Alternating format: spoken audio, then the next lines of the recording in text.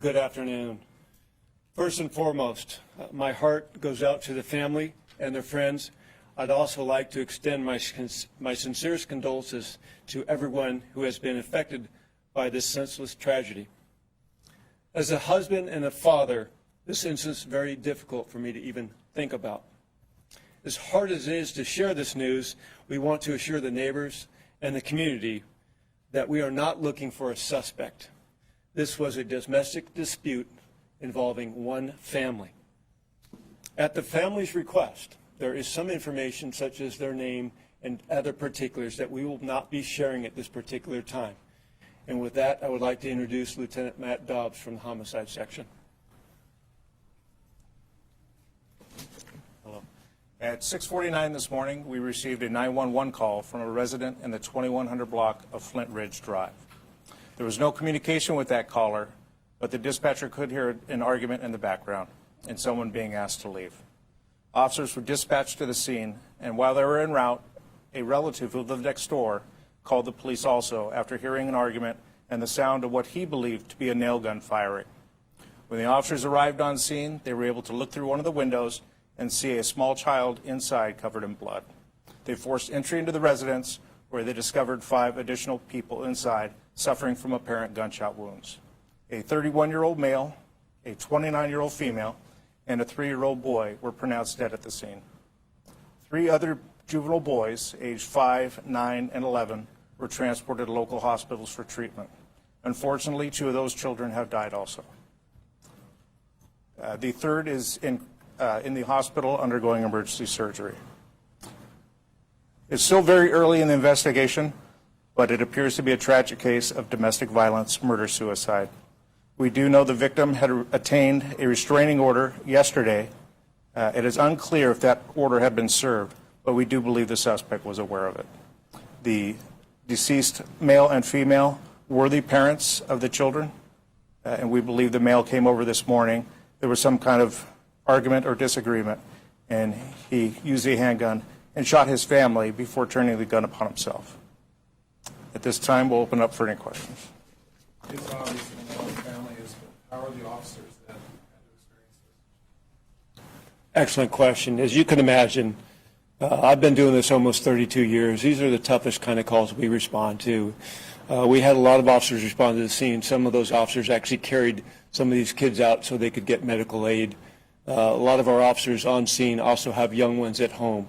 So this greatly impacts those officers. So as we speak right now at Southeastern Division, we have our wellness team out there with our professionals that are doing a critical incident debrief with those officers that responded, and we'll be making all the resources available through wellness to those officers that responded.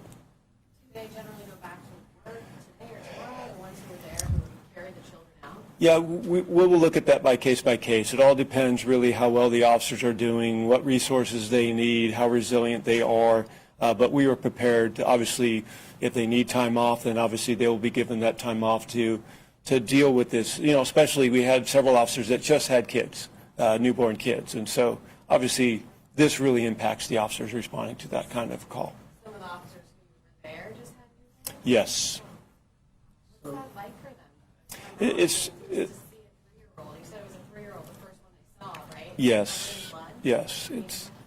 You can imagine. I mean, this job. You know, you do it long enough. Unfortunately, you see incidents like this. I can tell you, anytime you go to a child death, whether it be a natural or in this case a criminal act, it's just your mind's not meant to filter that kind of information, and it's extremely difficult. And that's why we are immediately doing this type of a debrief and making certain that we have our professionals on hand to help those officers deal with those emotions. Is there a history with the mother, the victim? I believe Lieutenant Dobbs called her the victim. She filed a restraining order. Was there any history of domestic violence? Yeah, the only thing that we're able to determine happened a couple of weeks ago, right around November 1st, where we had officers respond out to that same address over disturbance over property. The male suspect side was asking his wife for tools. They had been separated, and the officers provided that kind of preserve the peace type of a call, and the suspect left at that time, and our female victim was provided information on how to obtain a restraining order, which we know at this time she did. So it appears that the male was not living in the residence. Do you know how long that he had been outside of the family? Yeah, that's one that we know it's been some time. Exactly, we don't know yet. That's still, more interviews need to be done with the victim's family to determine that, but we know he was not living at the home at this particular time. So would you consider him an ex-husband, a husband who's estranged, or a boyfriend, or an ex-boyfriend? How would you describe Best we know, they were going through some type of divorce process, so. And we saw that the crime scene appeared to be at a granny flat behind the main house. We then saw a family leaving that house. Are they extended family members? I'll let Lieutenant Dobbs answer that. Yes, the property and the adjoining buildings are all occupied by the same family, or members of the family from extended cousins and uncles. So they pretty much saw, heard and saw everything. We know some of those young children there. We're still interviewing them to see exactly what they saw or heard. I don't know if any of them actually witnessed any of the shooting, but obviously they're going through an extremely traumatic, event that most of us can't even fathom. Of the three children who were taken to the hospital, which one is the survivor and what's the nature of their injuries? All the children suffered apparent gunshot wounds. The surviving child we initially believed is the 11-year-old. However, several of the children are very similar in size and stature, so we're not able to confirm at this point. They are in surgery, so the family members haven't been able to go in and look at them to tell us. So it's safe to assume that the child's in critical condition. Yes, very critical.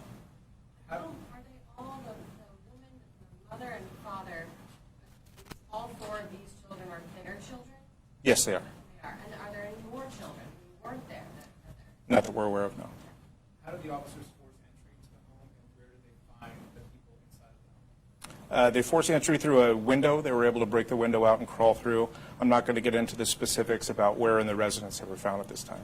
But was it the smaller of the two houses out there? Yes. So the granny flat is the, I guess, well, the scene of the crime. And then a man, you said earlier, in the main house was the person who called 911. Is that correct? He was the second caller, yes. So the first caller, do you know if it was from a child or the wife or the dad? Do you know who it was from? We don't. All we know is the phone was, 911 was dialed from that phone, and there was no contact with the caller, so it could have been anyone grabbing that phone. What do you want to say about domestic violence in general? Because this clearly escalated. Yeah, thank you.